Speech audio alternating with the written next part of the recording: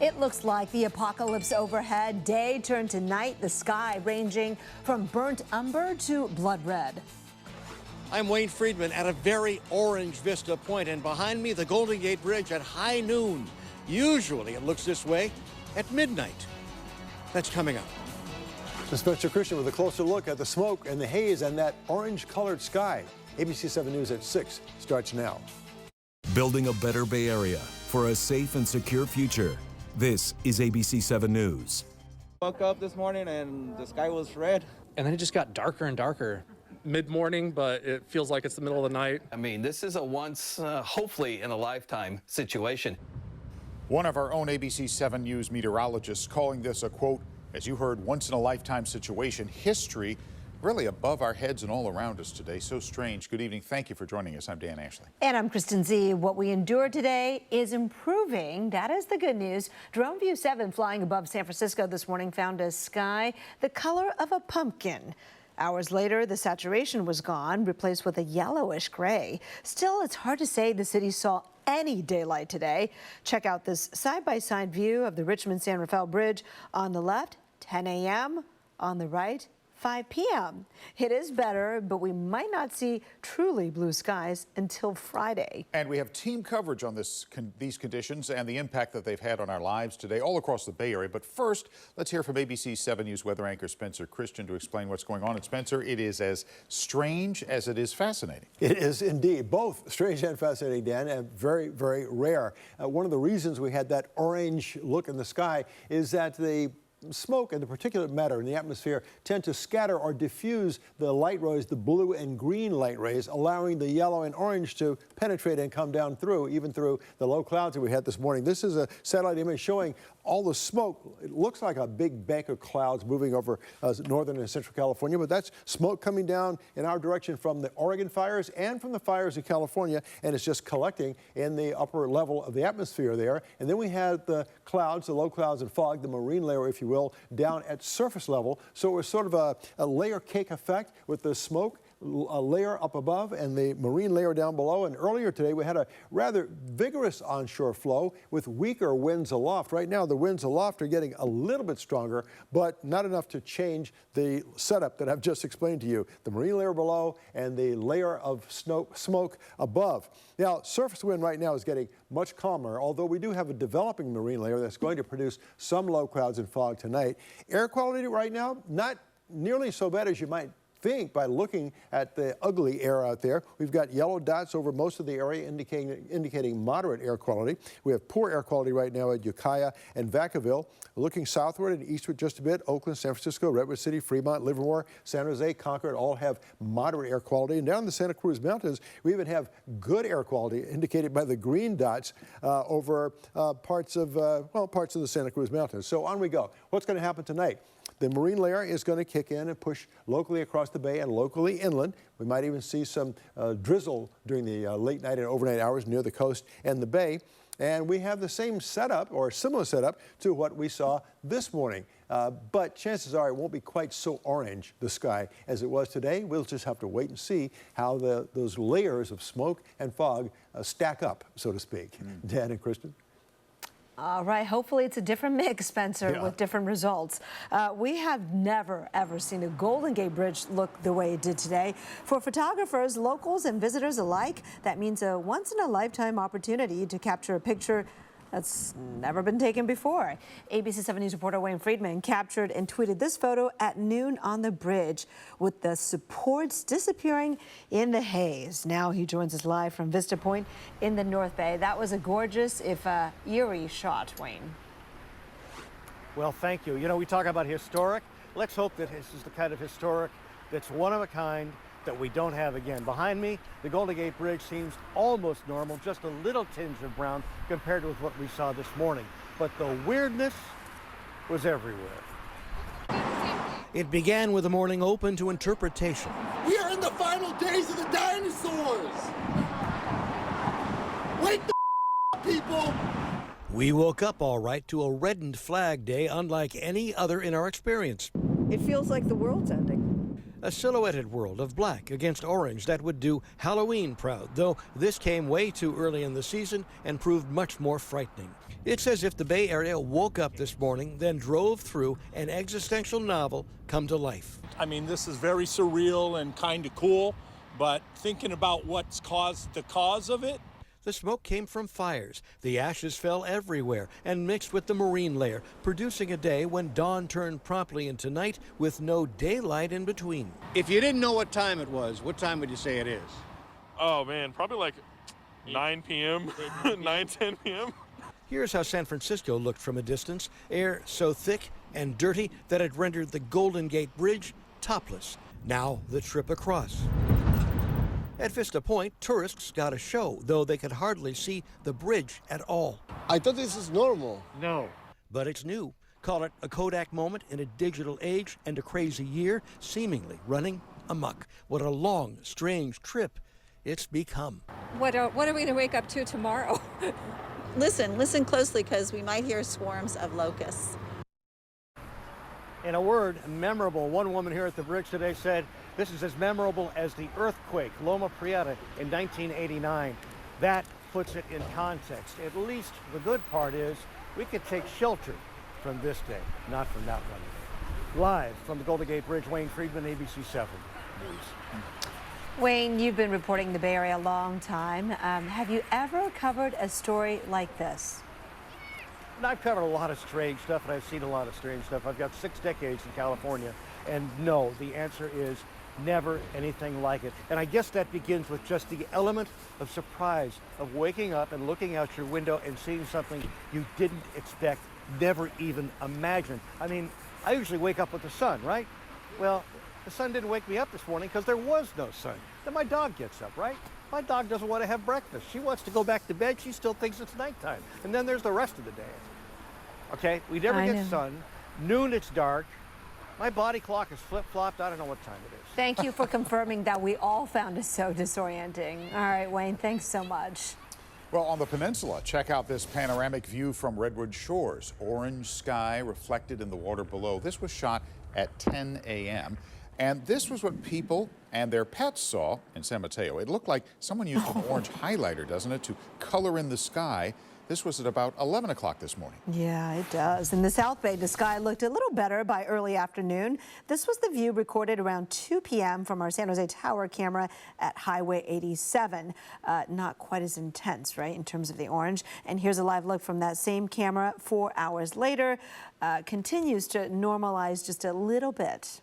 Well, orange skies loomed over the East Bay as well. The eerie orange is a sight to behold and also had an impact on local businesses, too. ABC7 News reporter Unser Hassan continues our live team coverage from downtown Walnut Creek. Unser? Dan, good evening. What a week it has been for many businesses dealing with the global pandemic, the excessive heat, the threat of rolling blackouts.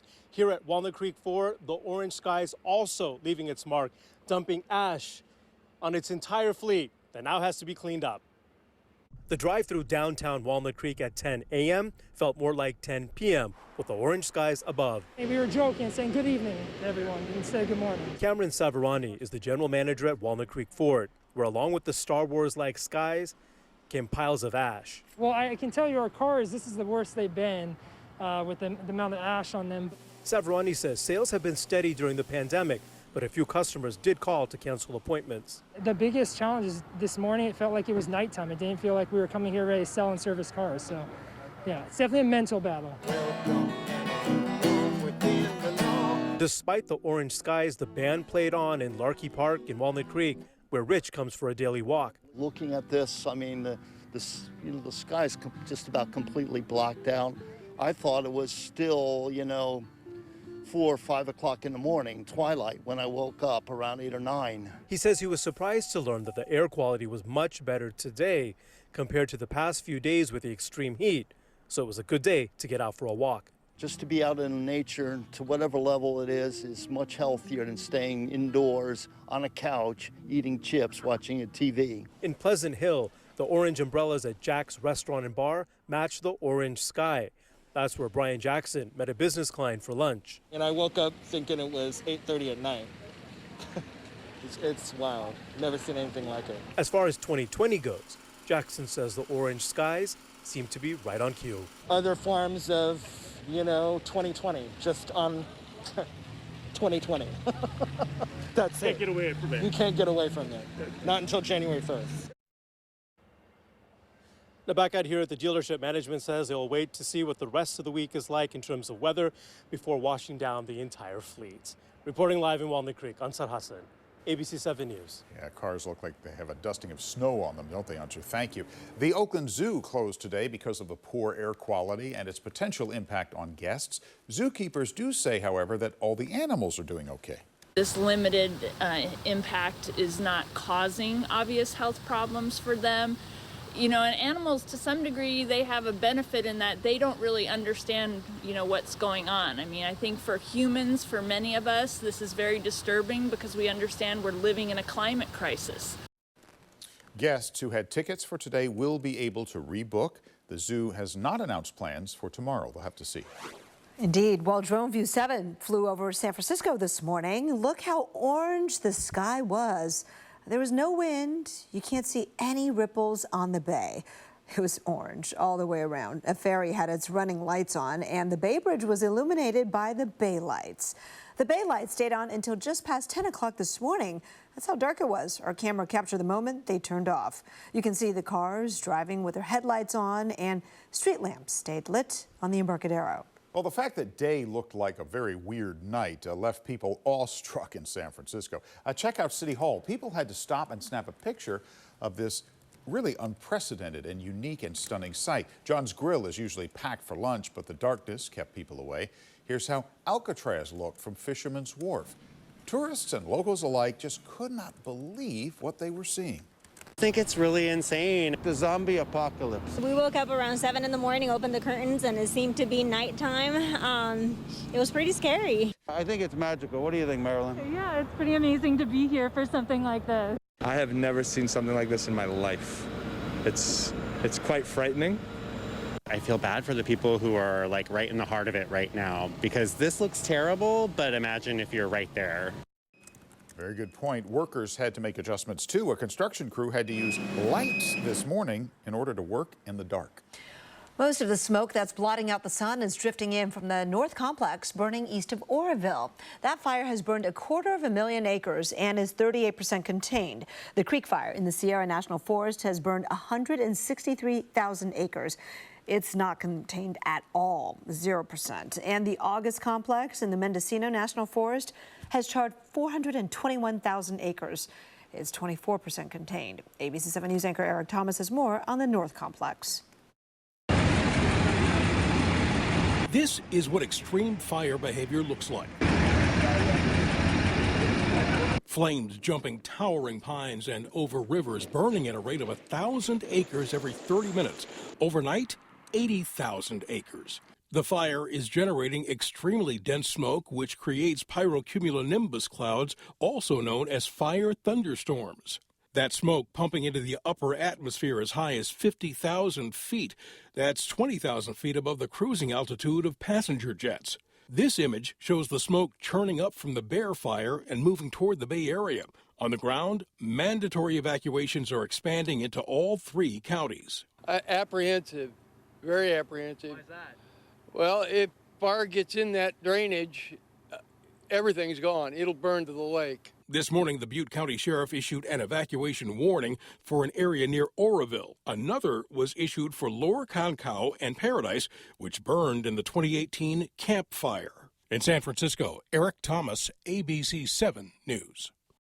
And you can, of course, follow the fires all across California with our exclusive wildfire tracker. It also provides you with air quality information that's available now at abc7news.com and the ABC7 News app. And we'll stay on this topic for another moment. When we come back, a psychologist helps us make sense of this scary, eerie sky. Turns out kids might be better at handling it than adults. We'll explain why.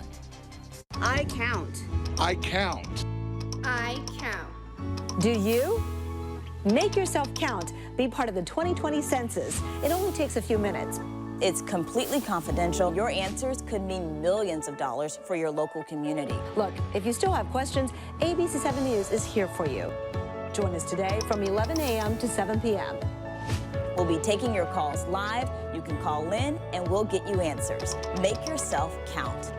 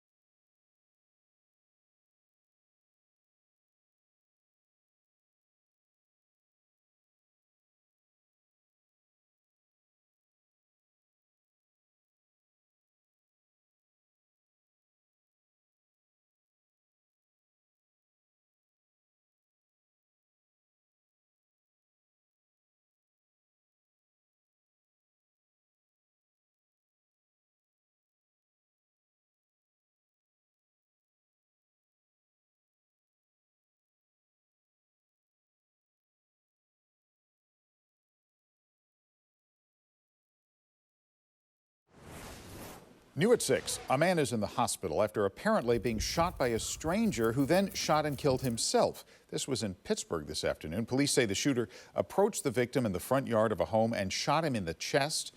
Investigators don't think the men knew each other and say the motive is simply unclear at this point. As officers got to the scene, they saw the man, believed to be the shooter, walking away. They then heard a gunshot and found him dead. The victim is in serious condition but is stable. The ABC7 News I-team has learned that trial has resumed today after a month recess for 2 Bay Area college students accused in an international murder case that we've been following for you very closely. For the first time, the judge allowed pictures to be taken of Finnegan Elder of San Francisco. He's accused of stabbing undercover officer Mario Circello Rega after a drug deal went bad.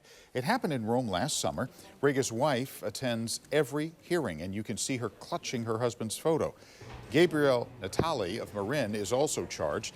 He struggled with another officer that night, and he's accused of hiding the knife after the incident. The trial is expected to last through January. Happening now, you're looking live at cars approaching the Bay Bridge Toll Plaza. Check out the sky overhead. It's not looking as orange or dark as it did earlier, but it still looks gloomy and dismal because of the wildfires burning all around California. And even with the best mental health, waking up to today's orange skies can be a trigger for anxiety, panic, or depression. So how do we cope? ABC7 News reporter Chris Reyes gathers some advice for kids and adults. How does it feel to be in this, just from a psychologist's perspective? It feels very enclosing. It feels like, you know, when is this going to end? This is noon in San Francisco. When this is your setting, this might just be the most comforting story we could do, sitting in front of a therapist or face-to-face with one. If you've already been mentally struggling and you're seeing this as you wake up, what are you thinking? How are you coping with this? On days where things are at their worst, you know, my hope is that people can regroup and kind of put blinders on and take things one step at a time. Dr. Sabrina Gable is a child psychologist and Dr. Carl Fleischer a psychiatrist. We asked for their best advice to help understand a day unlike any other in the Bay Area. It's really easy to catastrophize in this situation and think of all the things that could go wrong and all the what ifs. How do you process all of this information all around you. The processing is what takes time. You know, we can't process all of this stuff all at once. Our emotions are meant to be shared with other people so that we don't feel alone and so that things feel a little bit less burdensome. Dr. Gable gave us age-specific advice, starting with the youngest ones. Just saying it's because of the fires and keeping it simple. And for those kids and teens with more questions. You want to be answering them, but not in a way that, causes more escalation or anxiety. It's important that parents stay level-headed and validate their teenagers' feelings and not sort of dismiss them. You've lived in the Bay Area for more than 20 years. Have you seen anything like this? Never.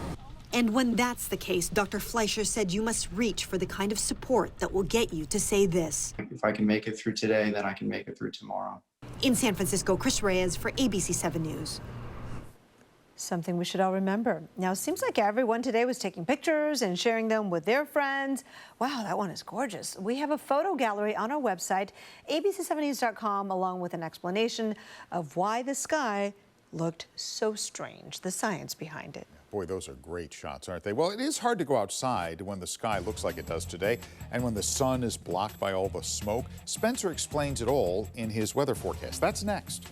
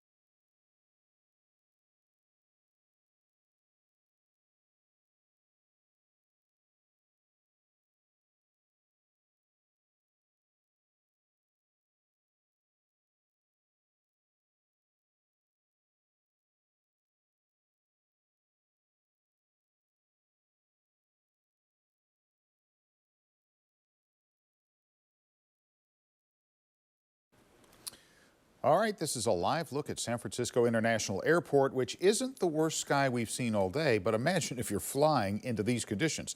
Hear what some travelers saw on their approach.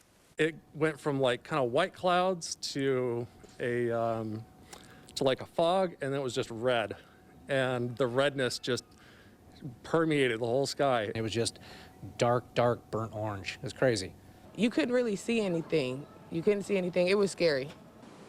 The air quality did not affect air traffic, which is actually quite remarkable. Look at that picture, Kristen, against the orange sky at SFO. I know. I was just thinking about people flying in. It must be so jarring. And Spencer, I actually had a friend text me to say, we're all going to die. And I'm like, no, we're not going to all die, although it does look very threatening. Yes, it does. Not only does it look weird to people flying in, it looks weird to those of us who woke up to it this morning. So we have basically an atmospheric layer cake, if you will. The reason for the appearance of the orange and yellow hues is that smoke scatters blue and green light waves, which have a shorter wavelength anyhow, but the orange and yellow and red waves come right on through the clouds and fog, and that's why everything looked orange. Here's a look at that layer cake. It was a more powerful effect on us this morning than right now, because this morning the surface wind, the onshore flow was stronger, which reinforced the marine layer and kept the fog and the low clouds there, with adding to the smoke above, which is in the upper layer of the layer cake, and that's what gave us that weird, strange orange yellow view of the sky. Right now the upper level winds are getting a little bit stronger and the surface winds are getting a little bit lighter, so maybe the blue and green rays will be able to get through tomorrow. We're hoping for that. Right now you can see the surface wind is relatively light, so let's move along and take a look at current conditions. Still rather orange as we look across the Embarcadero from our rooftop camera. Current temperature readings are 59 in San Francisco. We have mid-60s at Oakland, Mountain View, San Jose, and Gilroy, 57 at Half Moon Bay. Another rather orange hue in the atmosphere as we look westward from Emeryville. Current temperature readings in other locations right now, low 60s at Santa Rosa, Novato, Napa, 68 at Fairfield, 69 at Livermore, Concord, 65 degrees. And this is the view from East Bay Hills. This is a very colorful view, not a pleasant one, but a colorful one. Looking out over the bay from the East Bay Hills, and these are our forecast features. We'll have fog, haze, and patchy drizzle during the overnight hours. Poor air quality will be with us again tomorrow, and we haven't extended, but the air quality control has the spare the air alert through Friday, so we will now have at least 25 consecutive spare the air days, perhaps more. Looking ahead right now, this is the air quality forecast. Poor air quality in many regions of the Bay Area tomorrow and Friday, and we expect moderate air quality on Saturday and Sunday, but that could change depending on the amount of smoke that collects in the atmosphere and, of course, the wind flow. So let's look at overnight conditions. We will have another night of the marine layer forming at the coast and pushing locally across the bay and locally inland. And there may be some patchy drizzle, mainly near the coast and bay. We could use some rainfall, but that doesn't seem to be in the forecast right now. So early tomorrow morning, 5 o'clock, as the commute gets underway, we'll have some lingering low clouds and fog, and no doubt the smoke above. And the ingredients will be there for another orange sky. We're just not sure yet if that will materialize. Then the low clouds and fog pull back to the coastline during the day, giving us a chance for some bluer sky. Overnight low temperatures will be mainly in the mid to upper 50s, perhaps some low 60s in some inland East Bay locations like Antioch. And then looking ahead to tomorrow, there it goes. A little slow in the clicker here. Down in the South Bay, hazy skies with high temperatures ranging from about 78 at San Jose up to 81 at Morgan Hill. On the peninsula, we'll see mainly mid to upper 70s, about 74 Palo Alto. On the coast, low 60s tomorrow. Downtown San Francisco will top out at 67 degrees tomorrow. Up in the North Bay, look for highs of 77 to San Rafael and Santa Rosa and Sonoma. 77 will be a popular number tomorrow. East Bay highs, 72 at Oakland, 75 Hayward, 75 at Castro Valley. The inland East Bay will top out mainly in the mid-80s. Not much milder than, not much warmer than that. Here's the AccuWeather 7-day forecast. A little bit warmer on Friday if the fog clears away early enough for the sunlight to come through. A steady pattern going into Saturday, then a little bit cooler again on Sunday with a cooler than average pattern going into early next week. And if things align properly, we hope for some better air quality as we get through the weekend and into early next week. Kristen and Dan? Okay. Spencer, thanks very much. Well, the sky looks bad, but how bad is it for your health? Air quality experts explained if it's actually as bad as it looks. Next. It only happens once every 10 years. I'm Michael Finney. Coming up on 7 on your side, what happens if you don't fill out the census form?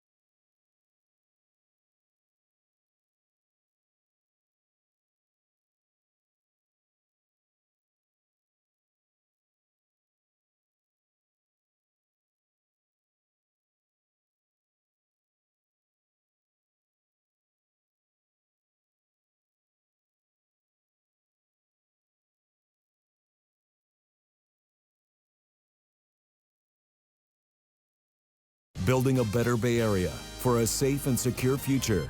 This is ABC7 News.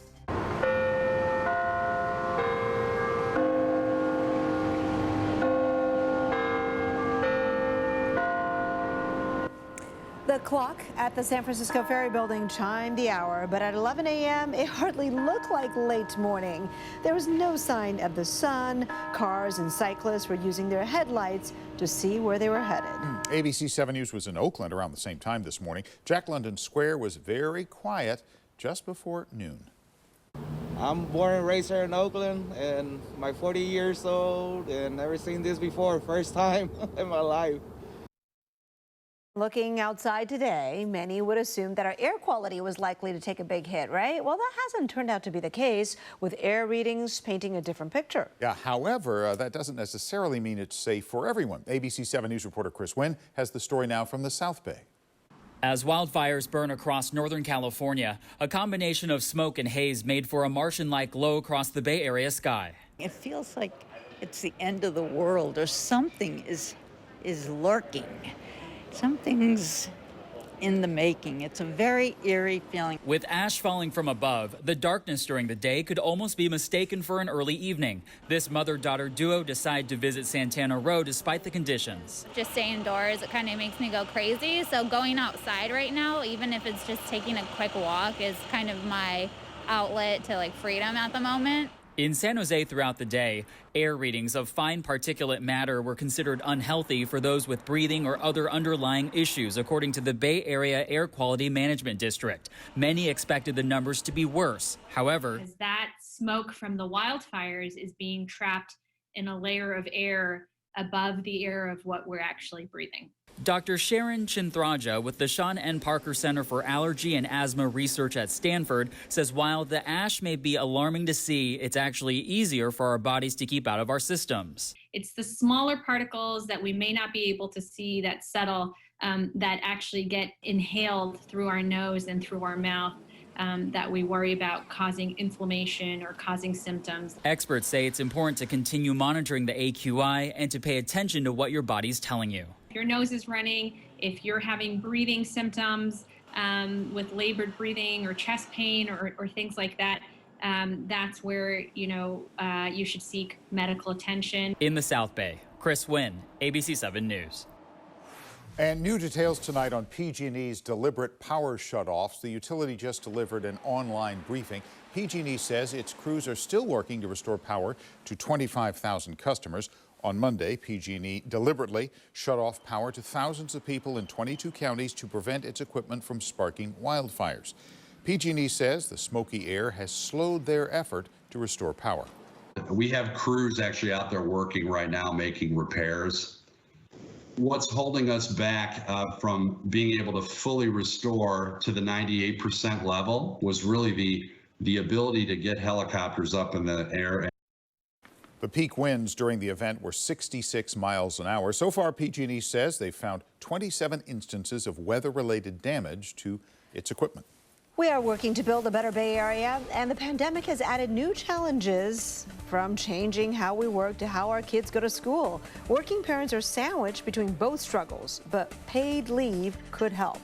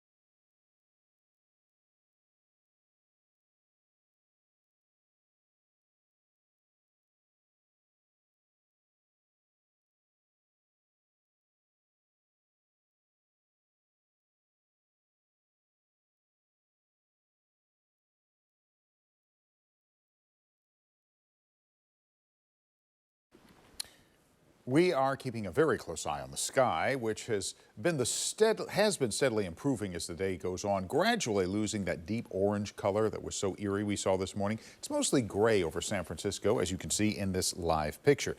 Now check out this time lapse from our Exploratorium tower camera looking at the city skyline. In the middle of the screen is the Salesforce Tower. That's the city's tallest building, as you know. We speeded this up because it took about half an hour for the top of the tower to become visible between 10 a.m.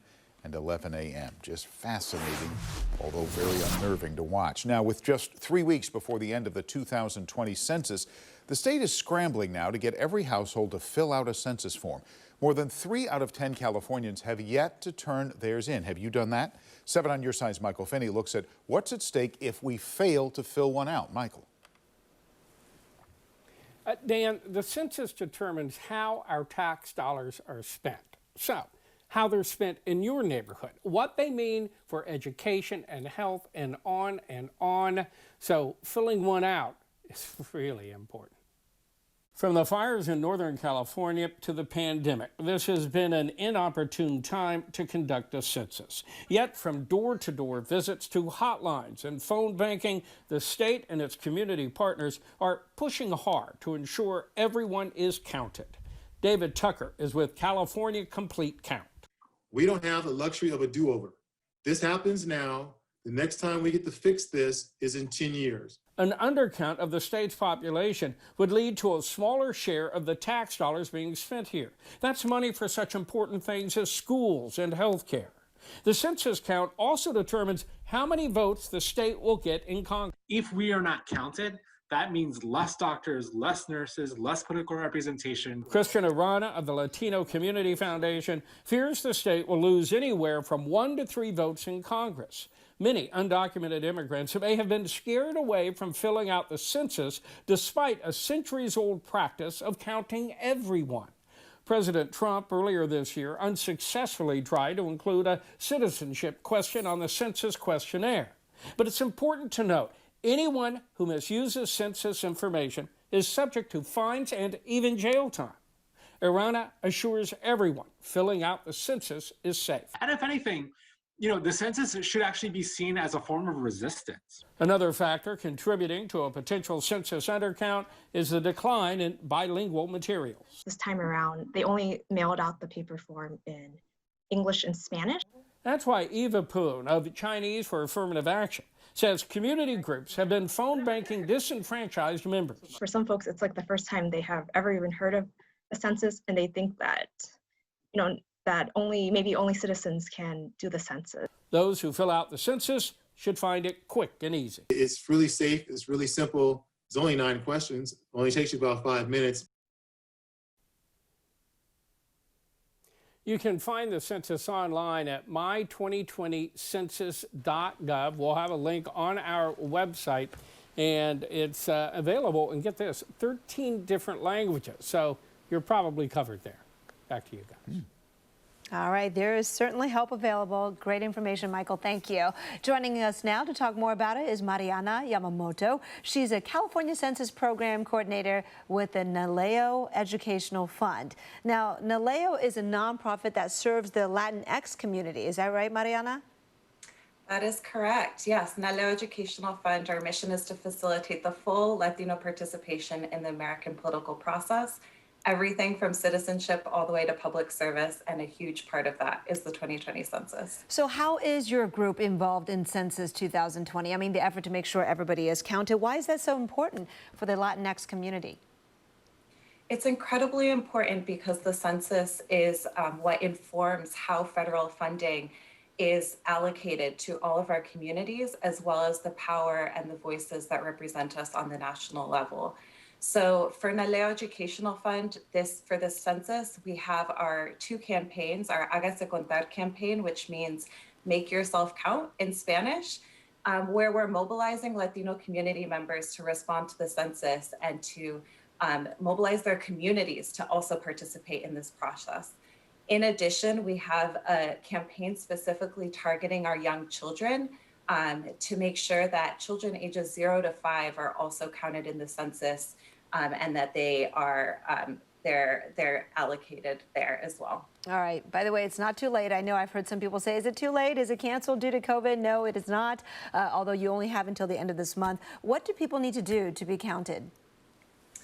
Yes, that is a great question, and it is absolutely not too late to get counted. There are 3 easy ways that you can respond to the census, and it only takes a few minutes.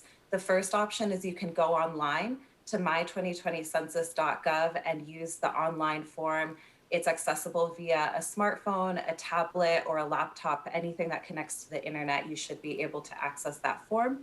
The second way is actually by calling in. So many folks prefer to talk to a live representative in order to respond to the census. And you can do so by calling 844-330-2020 to respond. And then the third option is by mail. Some households have received a paper questionnaire in the mail. If that was one of your households, you're welcome to fill out that paper questionnaire, use the envelope that was provided, and mail it back to the Census Bureau. It only takes a few minutes, and you want to make sure that you count every single person who lives in your household. Absolutely. It's quick, it's easy, and there are many ways to go about it. Mariana Yamamoto with Naleo Educational Fund, thank you so much for your time and information. Thank you so much for having me. Of course, if you have questions about the census, call now. A team of experts is answering your calls until 7 p.m. The number to call is 844-432-9832. Call in, get answers, and make yourself count. Stay with us here. Coming up next, Spencer Christian with the latest on our strange orange skies. When will we see blue sky again? Stay with us.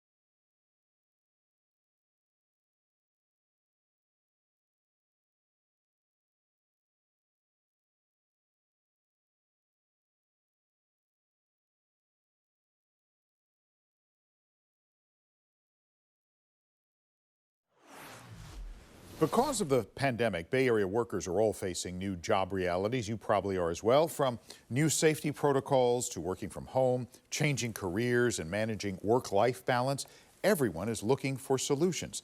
Twitter is taking action to offset the impact of the pandemic and its work-from-home policy. As first reported by the Chronicle, the social media company is now trying to sublease a big chunk of its office space in downtown San Francisco, nearly 105,000 square feet, in fact. Twitter plans to make the space available for up to 5 years, starting in December. Most parents still agree that working from home and managing a child's remote learning is incredibly difficult, nearly impossible. Parents are making very tough choices in their professional lives in order to accommodate the lack of childcare. ABC7 News reporter Leanne Melendez found that some may qualify for paid leave. 6 months into the pandemic, parents working from home while taking care of their kids are burnt out. 2 hours of work, 1 hour with him, 3 hours of work. When schools announced they would not reopen in the fall for in-person learning, many parents had to make some important decisions and career moves. Care.com is a service helping families find and manage childcare. They surveyed 1,000 parents with children under the age of 15. 73% of them said they plan to make major changes to their professional lives to address the lack of childcare for the current school year. And of those, 15% said they were considering leaving the workforce altogether. That would be Tommy Bettles. I am a finance professional working for a software company. But this summer, when the family realized that 6-year-old Oliver would not be returning to school for in-person learning, Bettles decided to quit his job to help manage the household, take his daughter to preschool, and supervise his son's online education at home. Up to this point, my wife's been the one to make most of the sacrifices in her career for mine, serving as the primary parent. And it was only fair that I do the same. And I'd always wanted an opportunity to kind of return the favor, and this seemed like the perfect opportunity. Can't read that. Oh, come on. Literacy development begins early in a child's life. They require that one-on-one attention. I'm worried that Zoom is just not going to provide that, and there's a big downstream effect as a result.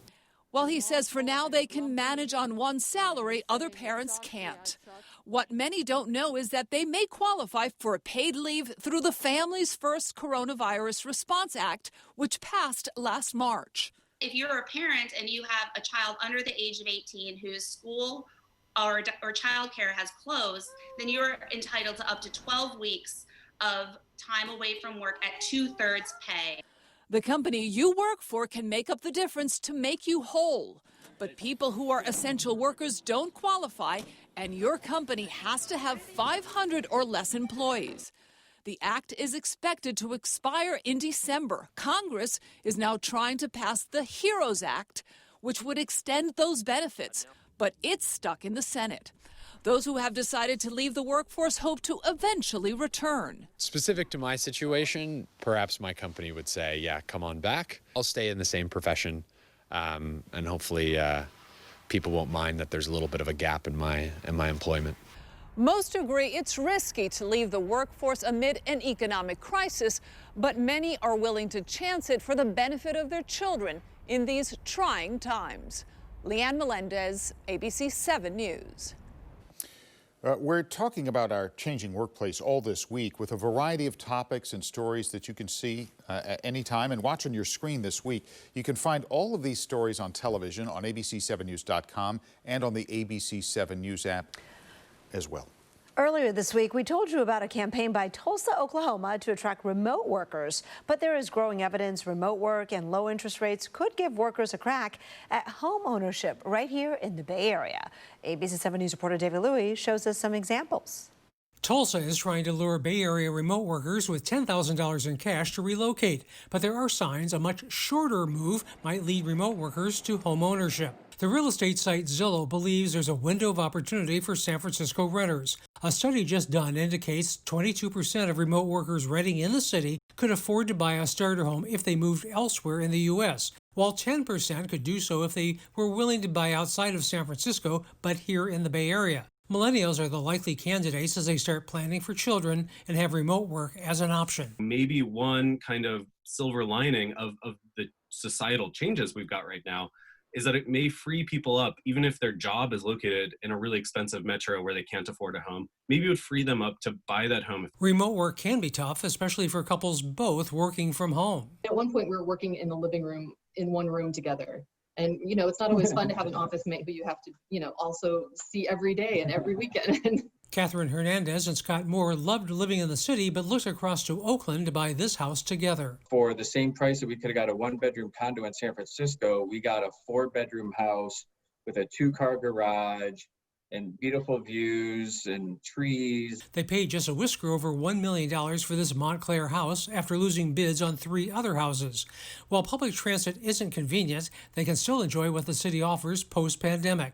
This is a home purchased by a longtime renter in Mariposa.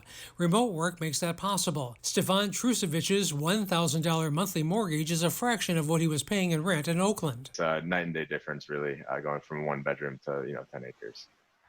So has quality of life improved by moving away from the city? Oh, 100%.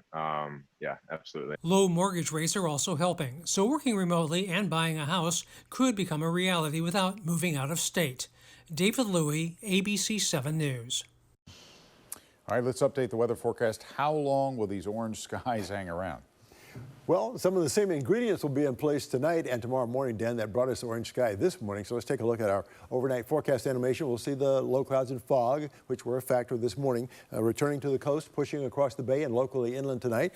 And depending on how soon or how late the fog pulls back to the coastline tomorrow with the smoke still above, we may see orange skies again, but we'll just have to wait and see. Overnight lows will be mainly in the mid to upper 50s. High temperatures tomorrow under the haze, and hopefully the sun will range from low 60s at the coast to low and mid 70s around the bay to low and mid 80s inland. Here's the AccuWeather 7-day forecast, and we'll have generally a cooler than average pattern for most of the 7 days ahead. It'll warm up a couple degrees on Friday and Saturday. By the way, the next 2 days will be Spare the Air days, again, extending our streak to 25 consecutive Spare the Air days. But most of next week, we'll see temperatures in a fairly comfortable range. So let's hope for clearer skies. Kristen? That would be nice, Spencer. Indeed. Thank you. You. All right, right now we want to talk about Orange September for the Giants. Hopefully a good omen, if not for the rest of us. Larry Beal is live with that. Dan, Kristen, maybe that's a good luck. It's an omen. It's a good thing. Try to talk yourself into that. Orange skies or not, the Giants and the A's are playing tonight. We'll get the perspective from the sports world on an eerie day in the Bay. Sports is next.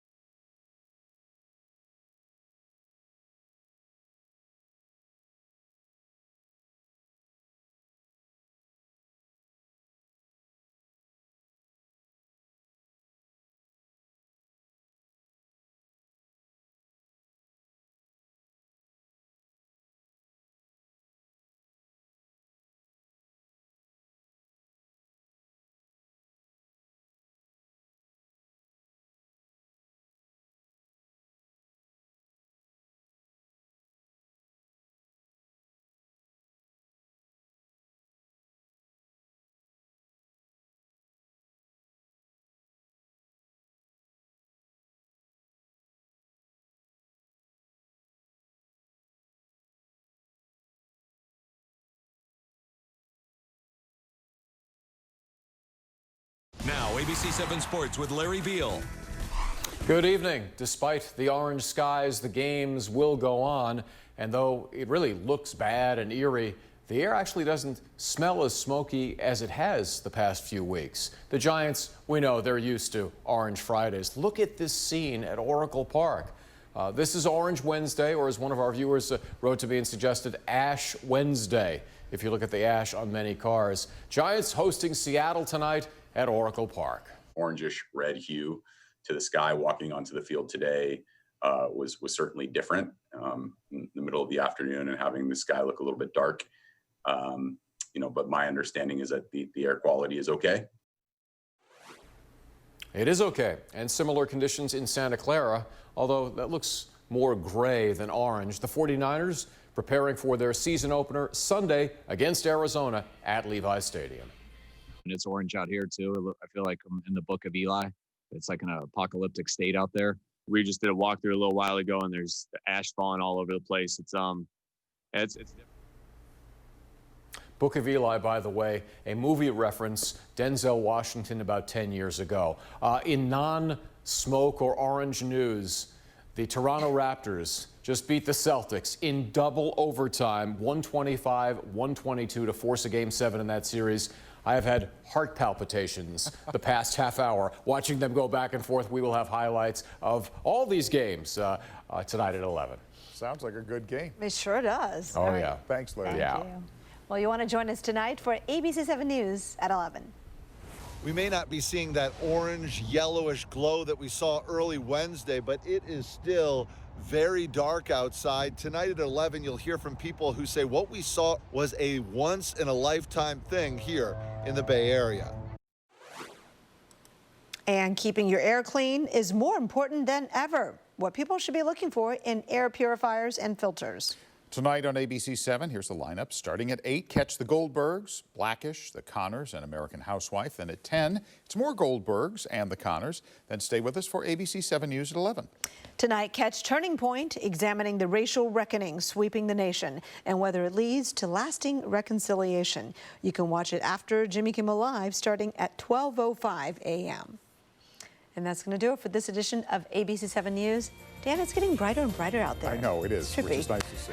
That's right. Thanks for joining us. I'm Kristen Z. And I'm Dan Ashley. For Spencer Christian, Larry Beal, all of us, we appreciate your time. We'll see you again tonight at 11, a little bit closer to normal. Stay with us. Hi, everyone. Michael Finney here. I know many of you are waiting for your unemployment or COVID-19 payments. So I asked the EDD, what's going on? Why can't our viewers get their money? There's a number of different things that could impact someone's eligibility. 7 on your side got your emails, hundreds of emails, all about the EDD, and you deserve better. That's why I promise to keep asking the tough questions and getting answers. So stay with us, and we'll stay on it.